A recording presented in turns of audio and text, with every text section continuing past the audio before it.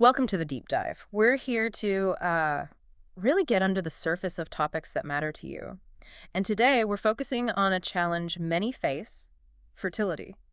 Specifically, fertility when dealing with polycystic ovary syndrome or PCOS. That's right. It's a condition impacting, well, a significant number of women, maybe 6 to 12% of reproductive age women. So it's a major factor in infertility. It really is. And it can feel, frankly, quite overwhelming for people navigating it. Absolutely. And when you look at why PCOS makes conception tricky, the big things are usually irregular cycles, sometimes issues with egg quality, and often anovulation, meaning ovulation just isn't happening regularly or at all. Significant hurdles, for sure. Definitely. So that brings us to our deep dive today. We're looking at a complementary approach that seems to be getting, well, more attention. It's about integrating acupuncture and customized herbal medicine specifically for PCOS fertility. Now, obviously, it's not, a magic bullet for everyone. Nothing is. But this kind of integrative protocol has helped many people conceive. It works by targeting some very specific physiological mechanisms. So our mission here is to pull out the key insights from the material we've looked at to help you understand how this approach actually functions and, what it could mean for someone in your situation. And what's really interesting, I think, is how precisely traditional Chinese medicine, using both the acupuncture and these personalized herbs, aims to address those specific PCOS barriers. It's fundamentally about trying to guide the body back towards a state of balance, to support its own natural reproductive functions. Okay, so let's unpack that.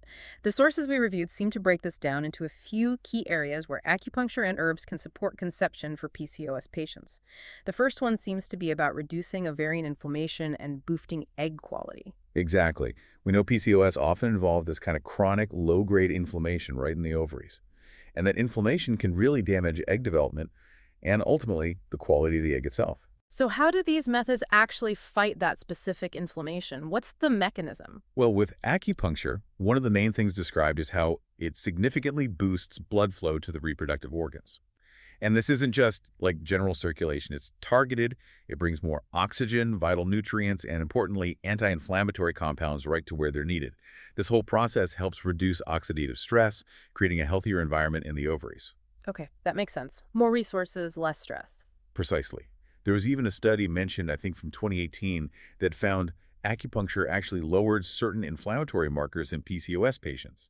And that directly correlated with potentially better egg quality. Okay, so that's the acupuncture angle on inflammation and egg quality.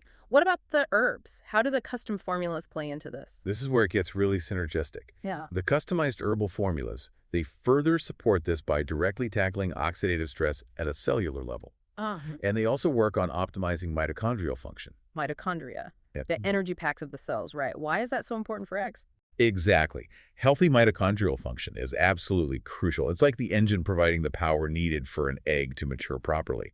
So the herbs aren't just generally supportive, they're kind of fueling healthier eggs from the inside out. Yeah. It becomes like a two-pronged attack on both the inflammation and compromised egg health. Got it. Very targeted. Okay, so beyond inflammation, another huge issue for many with PCOS is just inconsistent cycles. Anyone who's dealt with it knows unpredictable cycles make timing conception incredibly difficult. Right. Ovulation becomes a guessing game. It really does. And this is an area where acupuncture particularly is highlighted for its regulatory effects. The research suggests it works by helping to regulate what's called the hypothalamus-pituitary-ovarian axis, the HPO axis. Right, the brain-ovary communication pathway. Yes, it's like the central command for your reproductive hormones. So by helping to bring that axis into better balance, acupuncture promotes more overall hormonal equilibrium. And the key outcome there is hopefully more menstrual regularity. And there's evidence for this. Yeah, a systematic review from 2017 was mentioned, showing acupuncture improved menstrual frequency in women with PCOS. It did this partly by balancing levels of FSH and LH, which are, critical hormones for regulating the cycle. Okay, so acupuncture works on the HPO axis signaling. How do the herbs complement that for cycle regularity? The herbs come in by addressing some of the underlying metabolic issues that often throw cycles off in PCOS. A big one is insulin resistance. The sources pointed out that up to 70% of PCOS patients might deal with insulin resistance. Wow, that's high. It is. And tackling that insulin resistance is often really key to unlocking more consistent cycles and just improving overall hormonal health. It's about getting to those root causes that disrupt the cycle in the first place. Makes sense. Addressing the foundation. Hmm. But I suppose the most direct thing people are hoping for is actual ovulation. We know anovulation, not ovulating, is a primary driver of infertility in PCOS. So how do these methods actually encourage the ovaries to release an egg? Yeah, this is perhaps the most compelling part for many. The proposed mechanism for acupuncture here is fascinating. It might stimulate the release of Vim and endorphin in the brain. Endorphins, like the feel-good chemicals. Sort of, yes. But in this context, bimendorphin influences the secretion of another crucial hormone called GnRH gonadotropin-releasing hormone. GnRH is the master signal that tells the pituitary to release FSH and LH. Ah, the same hormones needed for cycle regulation, but here they trigger ovulation. Exactly. They ultimately promote the final maturation and release of the egg. There was a randomized controlled trial mentioned from 2019 reporting that acupuncture significantly boosted ovulation rates in PCOS patients compared to controls.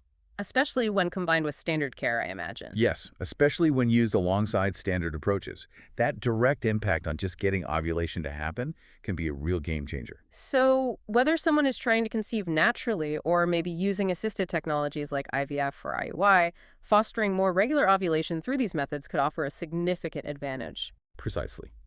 The studies do emphasize that these interventions can be very effective. But it's also crucial to remember individual results will vary. It's not a guarantee for absolutely everyone. Right, managing expectations is important. Definitely.